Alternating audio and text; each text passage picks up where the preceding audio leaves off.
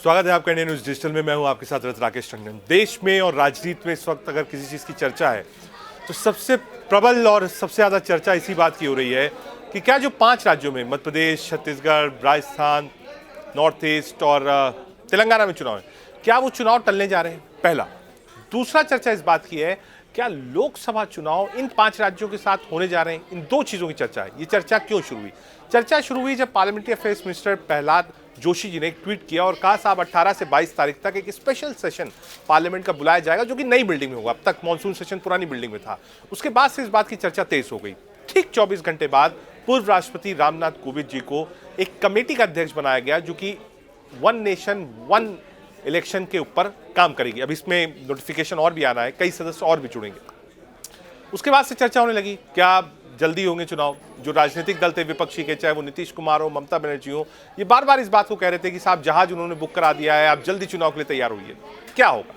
दरअसल एक प्रक्रिया है जिसको आपको फॉलो करना पड़ेगा। पहला, 2/3 बहुमत से पीपल रिप्रेजेंटेशन एक्ट को पार्लियामेंट की ज्वाइंट सिटिंग से पास कराना होगा, पहला।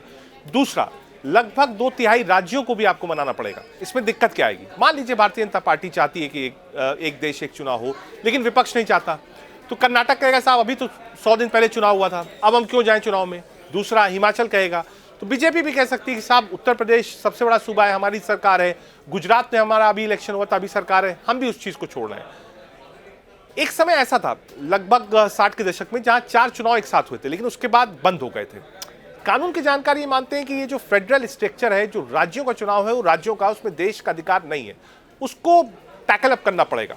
उसमें कई सारे अमेंडमेंट्स हैं जो आपको लाने पड़ेंगे सरकार को। प्रधानमंत्री नरेंद्र मोदी कई बार इस बात को बोल चुके हैं कि हर 4 महीने 5 महीने में चुनाव होता है, 2-3 राज्यों का, 2 राज्यों का, उसके बाद 5 साल बाद लोकसभा का चुनाव होता है। हर 6 महीने में 2-3 राज्यों के चुनाव होते रहते हैं। इससे क्या होता है? आचार संहिता लग जाती है, आप वहां काम नहीं कर सकते, पूरी मशीनरीज पॉलिटिकल पार्टीज की लग जाती है, मंत्रियों की ड्यूटी लग जाती है और खर्चे बहुत होते हैं। एक देश एक राज से क्या होगा? एक तो खर्चा कम होगा।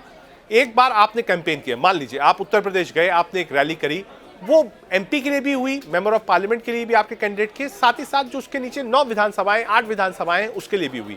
यानी एक बार में आप मुख्यमंत्री, प्रधानमंत्री, विधायक, 3 चीज एक बार में आप चुन रहे हैं अपने वोट के जरिए। चुनाव हटेगा तो जो खर्चा होता है, चाहे वो इलेक्शन कमीशन का हो, चाहे वो पॉलिटिकल पार्टीज का हो, चाहे वो फोर्सेस का हो, क्योंकि हैवी फोर्सेस डिप्लॉय करनी पड़ती हैं, वो हजारों करोड़ में, वो हजारों करोड़ देश का बचेगा।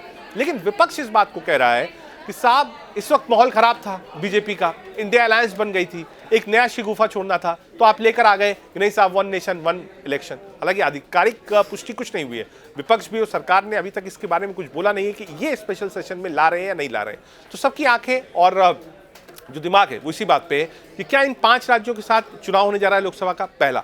दूसरा, अगर नहीं तो क्या इन 5 राज्यों में अभी चुनाव नहीं होंगे?